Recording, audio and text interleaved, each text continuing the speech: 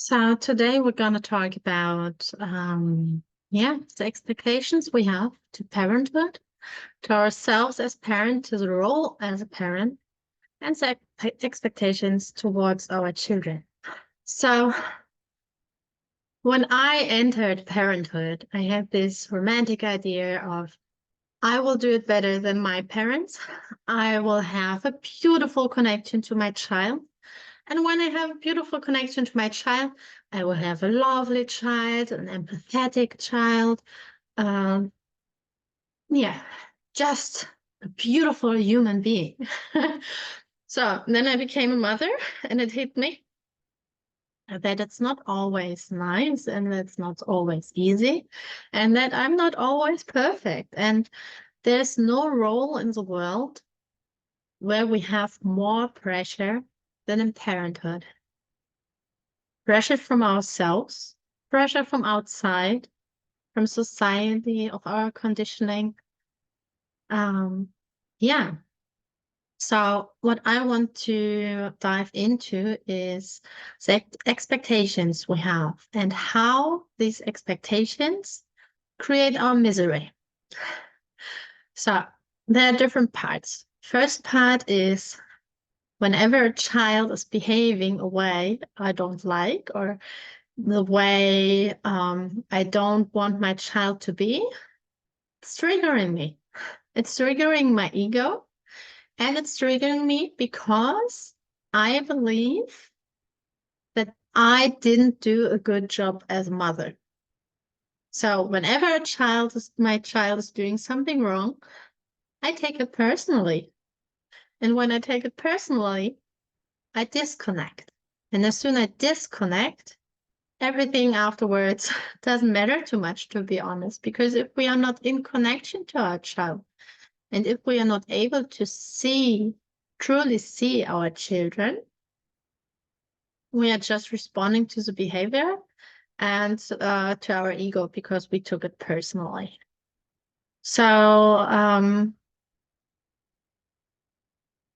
let's dig a little bit deeper. So there are three big expectations we have to our children and to ourselves in raising these beautiful, beautiful human beings. So the first big conditioning from our culture is that we want to have a happy child. And whenever our child is not happy, we get triggered.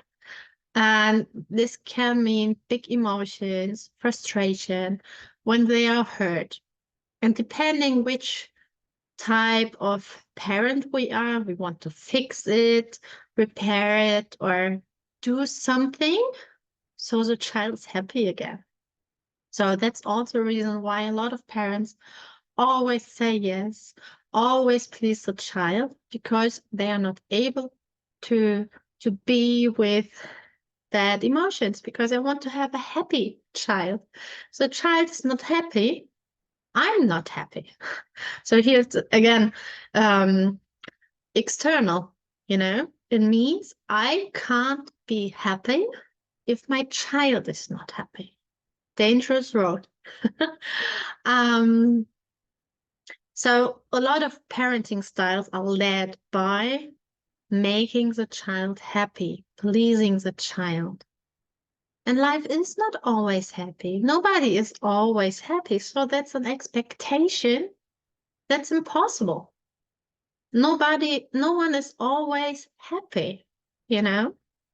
So difficult expectation, and it leads us into misery. When our child is suffering, we are suffering. And when we are suffering, we can't hold the space for our child in order to help them move through always like this, to help them move through the emotions, So when we are busy with all our triggers because this expectation of a happy child is not met, we can't see the child, we can't see the need behind the behavior and so ever. So we are not in service anymore. So expectation, a happy child, always happy. Second one is successful child. And here again, what means successful? You know, do they need to go to this school and earn that much and so on? What is successful? And when we measure them with a specific goal in mind, it's our goal, you know, and it's not about the child anymore. What is success for them, you know? And to see them. And a lot of misery is also because they are not successful. They didn't achieve something. Maybe they failed at something. Maybe they made a mistake. They broke the class or whatsoever, you know? Also combined with it's not a good child, you know? It broke something. But yeah, successful also depending on the age. It's not only about having a good job. A successful child is also, oh, is your baby already sleeping through the night? No? Oh my God, you did something wrong. You did something wrong.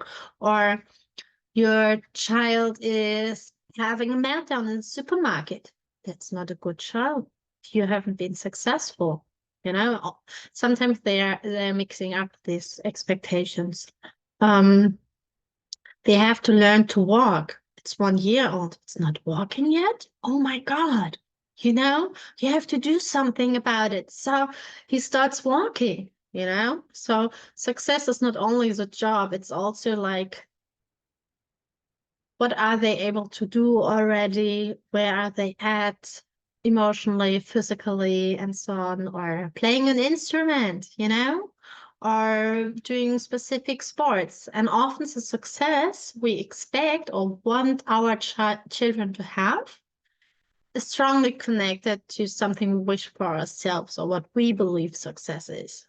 So we push them into this expectation and the goal we have, and not considering their goals and not considering who they are and what they are capable of. You know, if language is not their thing, why punish them because they got a bad grade at it? You know? So, what is success? So, also, and especially with the school system, leads to a lot of frustration. And it's always what I believe is the next step. And then the child's going a different way and I get lost. So if if my child doesn't succeed, I am a bad mother again. So we have the good child, the happy child, the successful child, and the good child. I already mentioned it before. So a good child. A good child is not having a meltdown in public. A good child is not singing super loud in the bus. You know, every kind of wrong behavior, sitting at the table still, chewing with a closed mouth, um, whatsoever. So almost everything that is triggering us, can put in my child is not good, my child is not successful, or my child is not happy. That are like the three biggest expectations we have. And if they are not met, I'm not a good mother. So they that's often strongly connected. We take it personal, you know? And yeah. So whenever your child is triggering you, I invite you to have a look. Okay, is this kind of because it's not a good child? What is the expectation behind? You know, and if you have done the exercise of last time, you had some expectations. I want my child to stay calm, or I want my child to be patient, and so on. You know, be patient. A good child is patient. You know, a good child is goal oriented or whatsoever. So you have different smaller expectations behind these three big topics. So whenever your child's triggering you, have a look. What's my expectation? And to look, okay, it's triggering me because it's not a good child. It's not behaving. And then the next important step is As soon it triggers me and I take it personal because underneath I believe I'm not a good mother because my child did that or didn't do that, It triggers me. I take it personally. I disconnect. And then, that's like a bad road to go because every change we want to see needs connection first. Connection to myself in order to see what's going on. So I don't buy into my triggers. I can see them, but say, okay, it's triggering me, but I'm not overwhelmed by it. It's not pushing me into reaction. It's triggering me. Pause, connect to myself, and then have a look. What's going on there? Okay, now I can see.